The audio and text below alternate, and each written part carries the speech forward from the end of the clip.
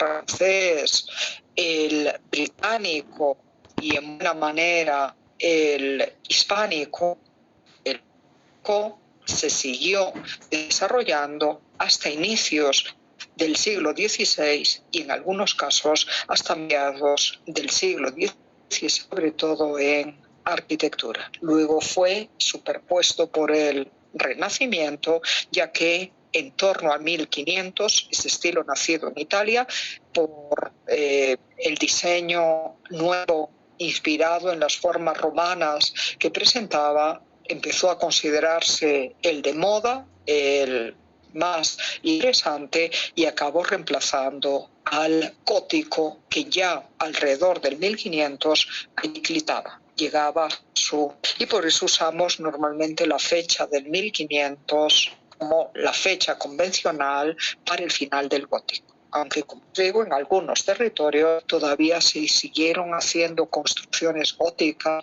se siguieron tallando imágenes a la manera gótica hasta el siglo XVI. Espero que os quede entendido.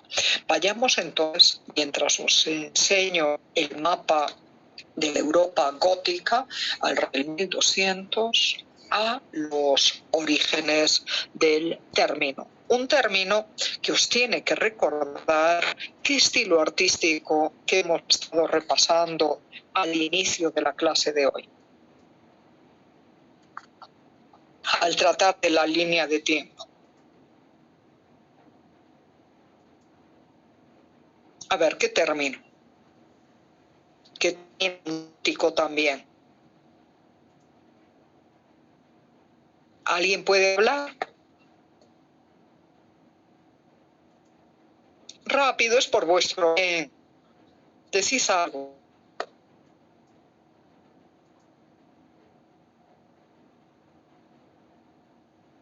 Perdón, ¿se escucha o no se escucha? ¿Islámico o románico? No, a ver, te estoy diciendo que todo en gótico también.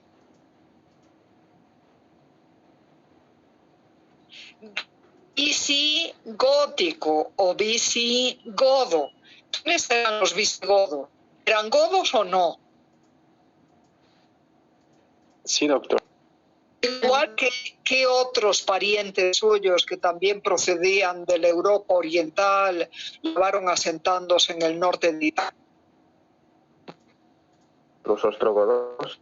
Los ostrogodos, godos orientales, visigodos, godos occidentales. Gótico, la palabra gótico deriva de godo. En inglés, en español, en francés, en italiano, en cualquier lengua. Entonces, habiendo estudiado el arte visigodo, visigótico, y el arte ostrogodo, ostrogótico, si lo queréis ya así, a ver, es una palabra, es una etiqueta artística, es un término, la de gótico, que tenga sentido coherente, considerando que se desarrolló este estilo a partir del 1140 en adelante y hasta fines de la Edad Media. ¿Os parece un término correcto, un término adecuado?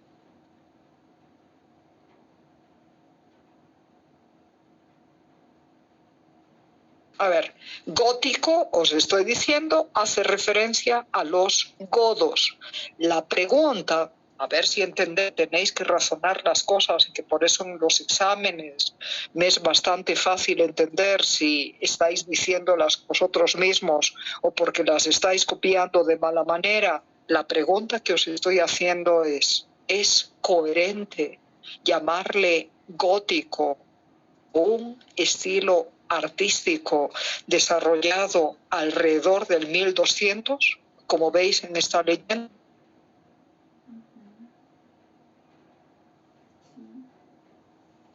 No, porque no seguiría un ritmo de la cronología.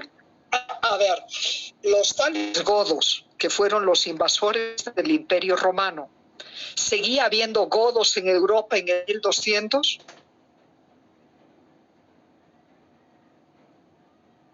Y vais a entender por qué, lo queráis o no, os guste o no, el estudio del arte medieval y de la cultura medieval y de la historia medieval os puede hacer replantearos muchas cosas en tanto que bolivianos actuales. Porque aquí os lo digo por cuestiones ideológicas y por cuestiones esencialmente políticas, se está jugando mucho con la historia y se está tergiversando mucho la historia. Entonces, vuelvo a preguntar, ¿había godos en Europa en el 1200? Ya no. No, ya no había, doctor. Obviamente.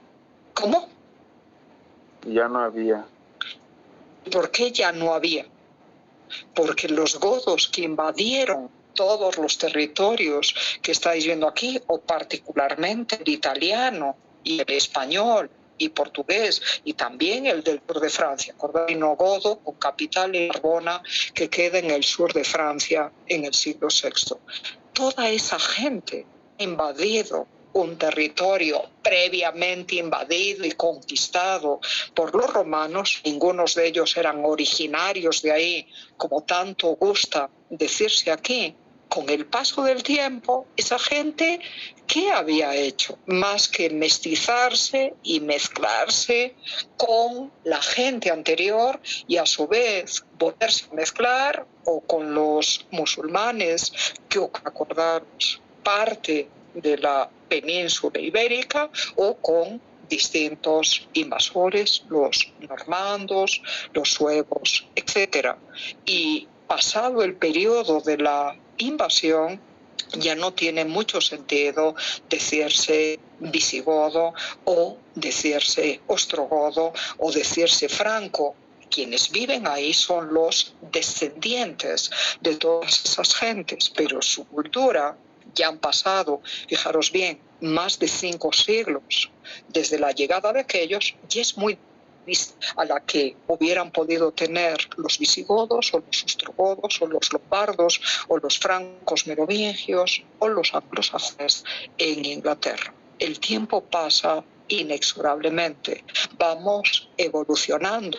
Deseables que sea para bien, a veces es para mal y no aprendemos nada del pasado. Y os hago estas consideraciones porque es lo mismo que decirse que si se dijera que la gente que habita la paz o el Alto hoy, que es Tiahuanacota. No, algunos serán descendientes de los Tiahuanacotas, pero la cultura de Tiahuanaco ya pasó y ya se terminó en el 1200, cuando otros señoríos, los aymaras, a administrar y a gobernar estos territorios antes de la llegada de los incas, por cierto, procedentes de Perú, que gobernaron en lo que hoy es Bolivia a partir, fijaros bien, del siglo XV. Antes del siglo XV, coincidente con esta final de la Edad Media Europea, en Bolivia no había quechuas, en Bolivia no había incas.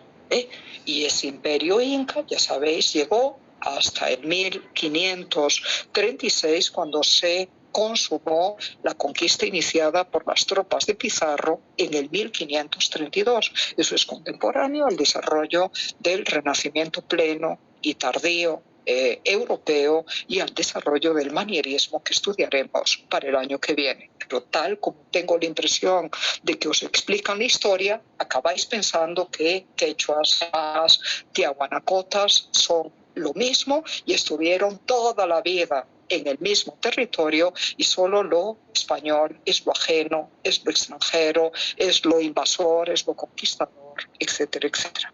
Y cuánta gente hoy en Bolivia se dice, no, yo soy esto, creyendo que su esencia solo estriba en esos orígenes, realmente tiahuanacotas o incas o aymaras o quechuas que pueda tener, sin percatarse de que han pasado 5 siglos o más después de todo, los propios ancestros también se habrán mezclado y también habrán recibido influencias venidas de distintas partes. Tratad, por favor, por lo menos, de entender eso. Y creo que si lo entendéis, seréis personas de mentalidad un poco más amplia y más capacitados para entender las complejidades de la demografía mundial en estos tiempos. Bueno, pues el término gótico es un término disparatado, es un término absurdo y es un término intencionalmente despectivo, y por lo tanto si es despectivo, si es peyorativo y si es absurdo porque no corresponde a un estilo de godos. Si hablamos gótico quiere decir estilo de godos, ¿os dais de cuenta? Entonces si hablamos de estilo de godos será el estilo de esos godos cuando empezaron a mandar en parte de Europa, no cuando ya habían pasado más de 500 años desde el momento en que ellos ocuparon algunos de esos territorios. Y sobre todo porque, fijaros, el estilo gótico nace en Francia, en cercanías de París, y ahí no hubo godos ningunos. Y sin embargo, a este estilo, que surge, como os digo, con la reconstrucción de la iglesia de la abadía de Saint-Denis de París. Lo tenéis ahí marcado en el mapa, creo que si lo agrando lo vais a ver más claro. ¿Veis Saint-Denis en francés? Ahí al norte de París, ¿lo veis? En esa porción del reino de Francia marcada en color morado. Ahí no hubo jamás godos. Los godos ocuparon la parte mediterránea europea. Italia, el sur de Francia y las tierras actuales de España, aunque la parte portuguesa básicamente había sido ocupada por los suevos, que eran otro de estos pueblos procedentes del norte de Europa. O sea, no es que fueran oriundos tampoco de ahí como para considerar suyo el territorio. Pero el término, como os digo, para nada debería de aplicarse a un estilo artístico que nace en el corazón de la monarquía francesa, en el reino de Francia, en la abadía real de Saint-Denis de París. Por lo tanto, si es un término incoherente, comprenderéis que no se inventó en esta época medieval a la que me estoy refiriendo, ni lo inventaron las personas que construyeron las catedrales góticas o que hicieron las pinturas murales góticas o los maravillosos vitrales góticos o la escultura gótica y las portadas góticas que veremos en lo que nos queda de clases.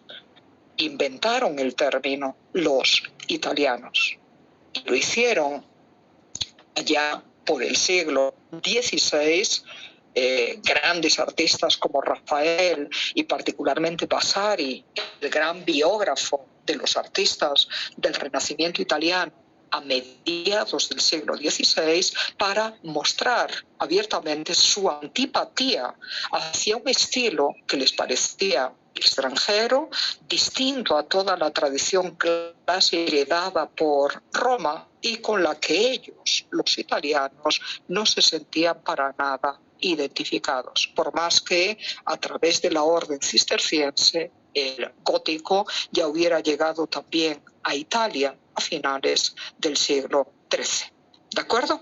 Así que también en Italia hubo arte gótico en arquitectura, en pintura, en escultura, etcétera, etcétera. Pero como los italianos del 1500 se sentían los legítimos herederos de los viejos romanos invadidos por esos pueblos godos, escogieron el nombre más feo que se les ocurrió, gótico. Godo es equivalente a bárbaro, es el equivalente a persona no romanizada, a persona no imbuida de la cultura clásica.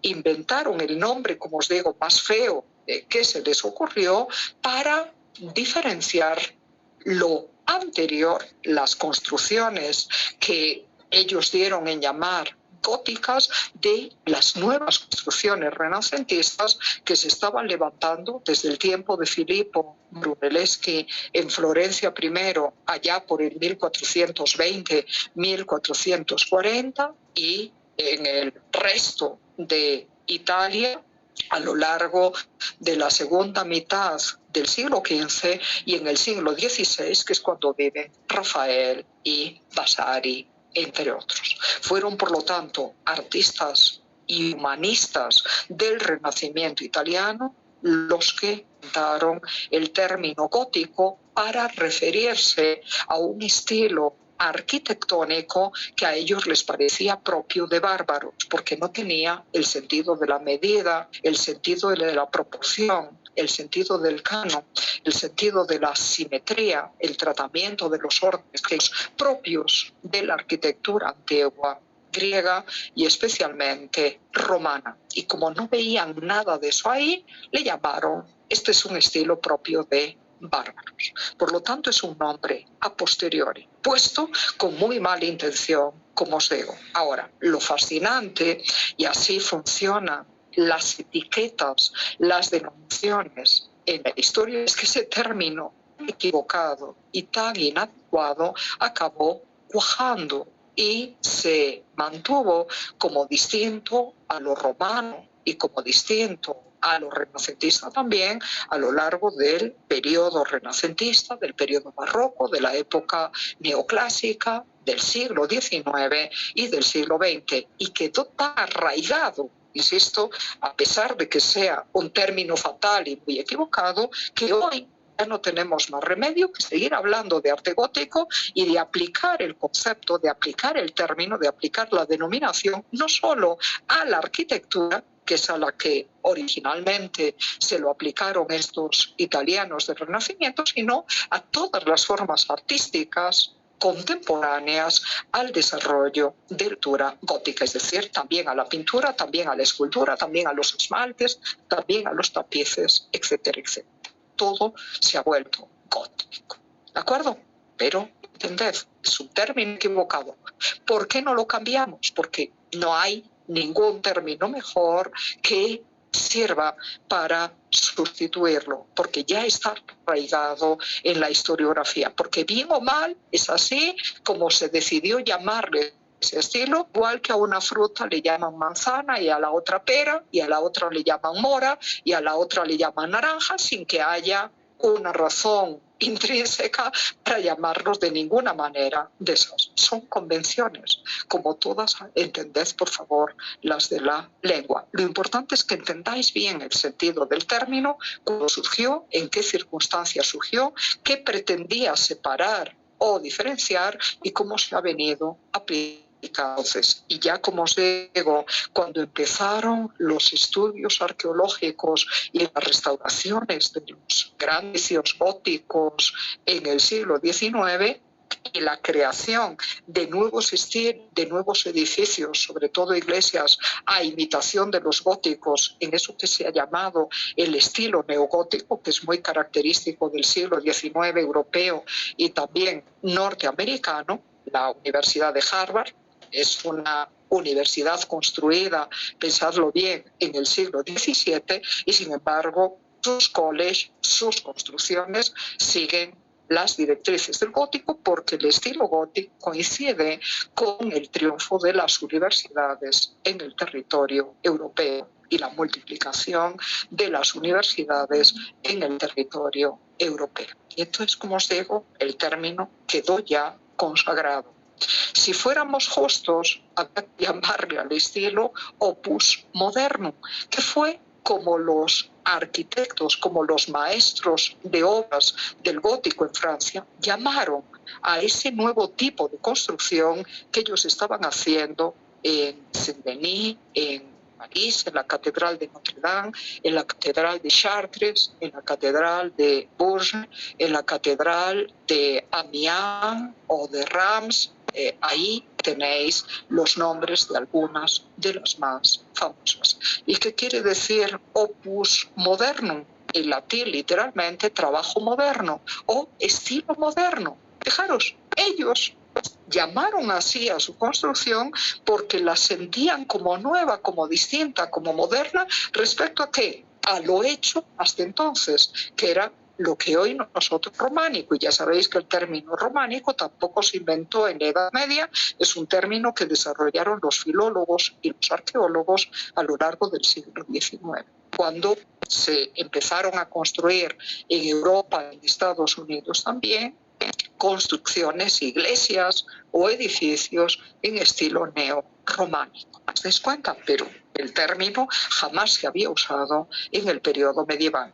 En el periodo medieval lo que sí se usó fue la expresión opus moderno para referirse a la nueva manera de construir con arcos apuntados, con bóvedas de nervadura cruzadas, con arbotantes volando por encima de las naves laterales de las iglesias, con estructuras a base de pilares de sustentación sumamente esbeltos y que permitían al mismo tiempo desmaterializar y ahuecar las paredes y rellenarlas con amplísimas vidrieras o vitrales. ¿Os dais cuenta? Eso es lo que supone ese nuevo arquitectura. Y cuando el gótico, por su elegante, hermoso, fascinante y airoso diseño, empezó a copiarse y empezó a expandirse en el resto de la Europa cristiana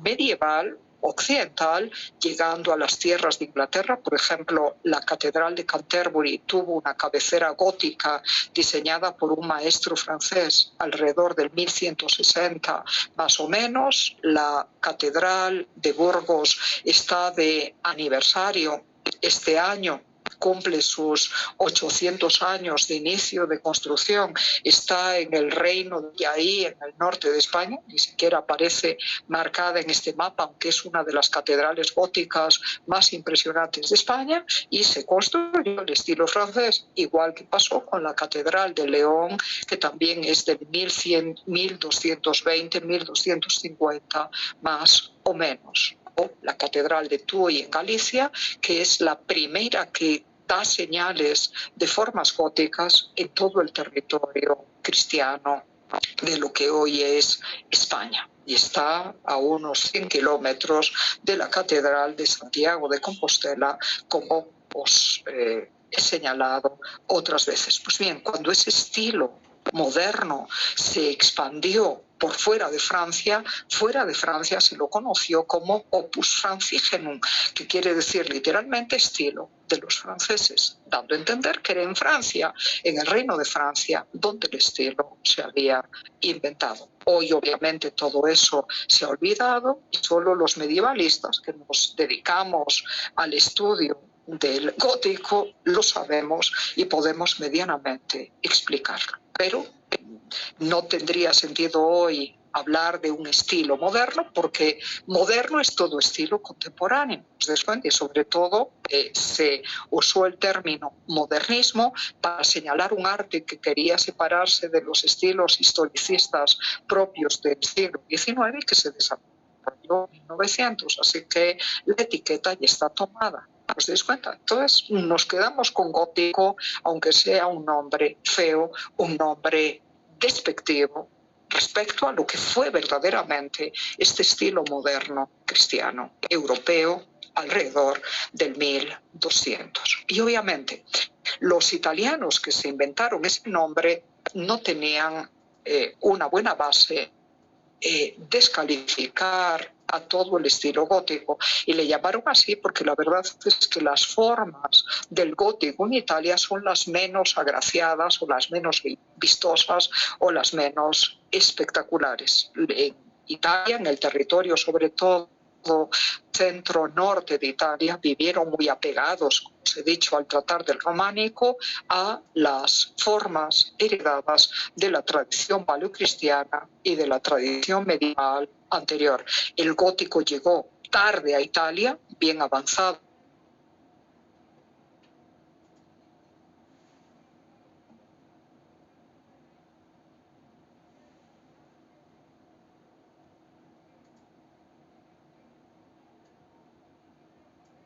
el siglo XIII, desarrollándose en Italia, ya lo dejaron de lado, excepto en Milán,